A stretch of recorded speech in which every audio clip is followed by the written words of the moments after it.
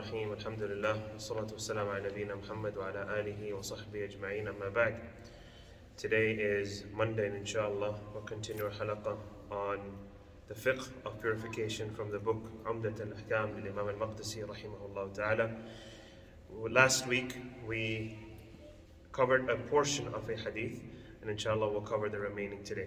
عن أبي هريرة رضي الله عنه أن رسول الله صلى الله عليه وسلم قال إذا توضأ أحدكم فليجعل في أنفه ماء ثم لينتثر ومن استجمر فليوتر وإذا استيقظ أحدكم من نومه فليغسل يديه قبل أن يدخلهما في الإناء ثلاثة فإن أحدكم لا يدري أين باتت يده. In this hadith we mentioned that the Prophet sallallahu alaihi wasallam is talking about three issues.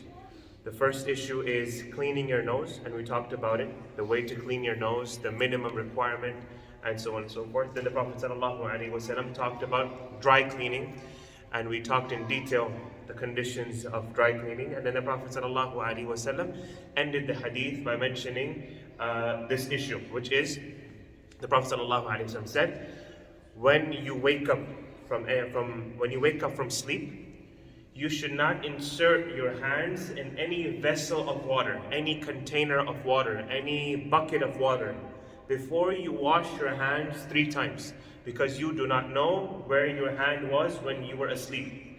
So this hadith, the Prophet ﷺ is giving us a ruling about something that people might feel disgusted about, because when you're asleep, you don't know where your hands go, and it's possible you might have touched something that might have made your hands dirty. And when you insert your hands in a vessel of water and you have dirty hands, what happens? You have messed up the water for everyone else. No one will be able to use that water, especially back in the day when people did not have faucets. The way they would store water would be in containers or in buckets or in vessels. That's how they would store water. And if a person wakes up from their sleep, he might have, whether it's impure or not impure, it might be his drool, it might be his spit, and if he puts his hands in there, no one will want to use that water later on. So the Prophet ﷺ told us that a person should not insert his hands into a bucket of water or in a vessel of water before he washes his hands, meaning someone will pour water on his hands. Washing your hands is of 2 ways back in the day. Either you insert your hands in a bucket and wash your hands, or someone pours water on your hands and you wash similar to a tap or a faucet. So until you wash your hands 3 times, do not put your hands into this vessel. SubhanAllah, how clean Islam is. Prophet ﷺ is teaching us these minute details about cleanliness and about how to be considerate of one another when it comes to sharing a common or a mutual source of water, and how a person should be considerate of the people using that same source after them. So in this hadith there are many issues. The first issue is, what is the ruling of washing your hands before you put them in this vessel? Is it a sunnah or is it something obligatory? The scholars have differed upon this, and it's always better for a person to wash their hands before they do so. Some scholars say it's a sunnah, it's better for you to wash your hands. Some are very strict and have taken the hadith literally, that the Prophet ﷺ don't do it, meaning it's an obligation for you to wash your hands before you insert your hands in any vessel. Now the purpose for this is, there is a possibility for you to make the water impure, and that's something I want to talk about today. What kind of water can you use for wudu? What kind of water can you use for any kind of purification, whether it's ghusl, whether it's wudu, and so on and so forth. Water is of 3 types. The first is something which is called tahur. Tahur is the highest form of water in terms of cleanliness. It is pure in itself, and it has the ability to purify other things. Was that clear? It's pure in itself, and it has the ability to purify other things. And this kind of water is any default water that Allah subhanahu wa ta'ala has created. Rainwater is considered tahur.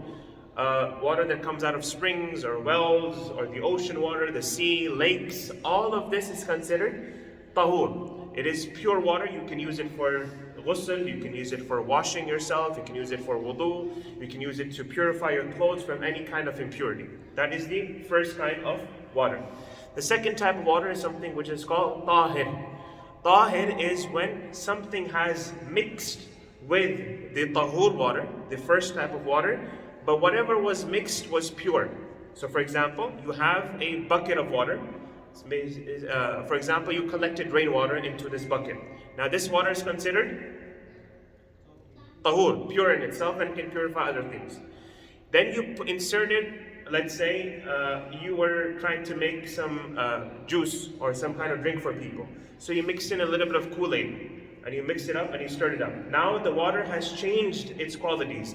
It's no longer tahur, it's considered tahir, meaning it's not impure, but you cannot use it for wudu anymore. You cannot use it to do tahara anymore. You cannot use it for wudu anymore.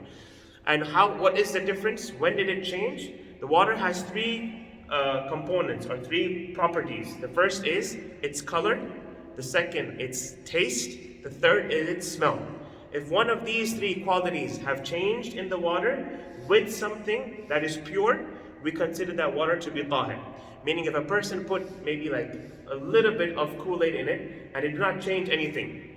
The taste was the taste of normal water, rainwater. The smell was the smell of rainwater. The color of it was the color of rainwater. We say this water is still tahur. It's still pure and it can purify other things. As soon as one of these three components change, even if one of them changes, it's enough. It considers transitions into something that is tahir. So you put a little bit more, and the smell slightly changed. We say this water is you're no longer allowed to use this water for wudu. You can use it for washing your dishes, you can use it for gardening, whatever, but you cannot use it for tahara anymore. You cannot use it for wudu or ghusl anymore. Was that clear? The third is something that is called najis, something that is considered to be impure. This water you're not allowed to consume, you're not allowed to have it on your clothes, you're not allowed to use it on your dishes, and it's something you should usually discard, or you can even use it for gardening if necessary. And that is when one of the three components or the properties of water, the smell, the taste, the color, has been changed with something that is impure. So the same example, you collected a bucket of rainwater, and then you poured into it let's say a cup of urine, for example. You inserted a little bit of urine in there. Now the water has changed its properties. Either the smell has changed, the taste has changed, or the color has changed. If it's changed with something impure, it's considered impure and you can no longer use it. For example, you have maybe an animal came and defecated in that water, or urinated in that water, and then now the color has changed. An animal its feces and urine is considered to be impure. We talked about this last week. What animals are considered to their feces and urine is pure? The animals that you can eat. But what if an animal you cannot eat? Let's say a dog came and it urinated in that water. We check, has the color changed? Has the taste changed? Has the smell changed? Don't try to taste it. But when the taste changed, the color of the smell changed, and you see, if it's changed, then you can no longer use it. What you can do, you can purify the water by mixing it with a huge or large amount of pure water, where that taste or that color goes away and it goes back to its original form. So hence the Prophet ﷺ in this hadith is mentioning that do not insert your hands in this water, because there is a chance that your hands might have something impure on it and you didn't realize, and you insert your hands in this water and it's no longer considered to be pure for other people. It's possible that you might make the water dirty. But if a person inserts his hands in that water from waking up from sleep, he's unsure.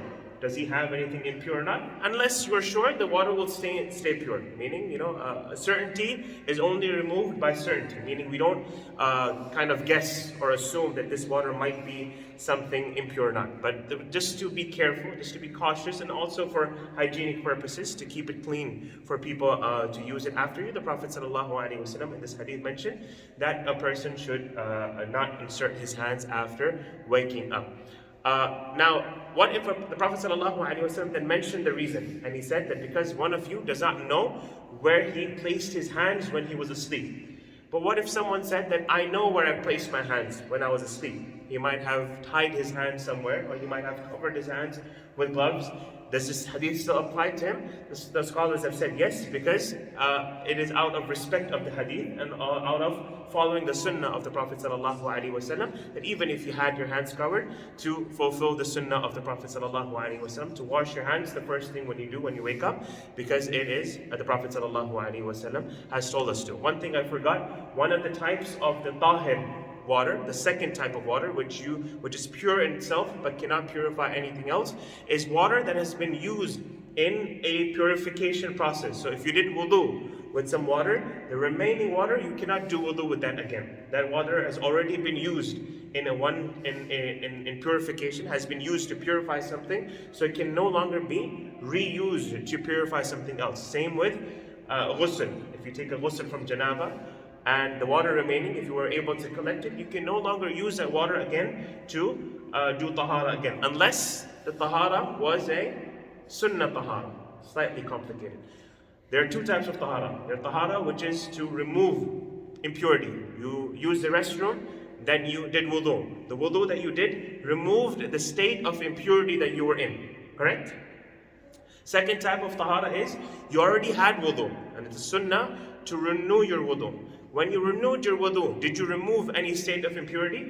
No, because you already were in a state of pure, but you only renewed your wudu because it's sunnah to do so. So that water will be considered to be pure because it did not remove, it did not purify anything. It was just used to renew a wudu. So that water is still considered to be tahur and not tahir.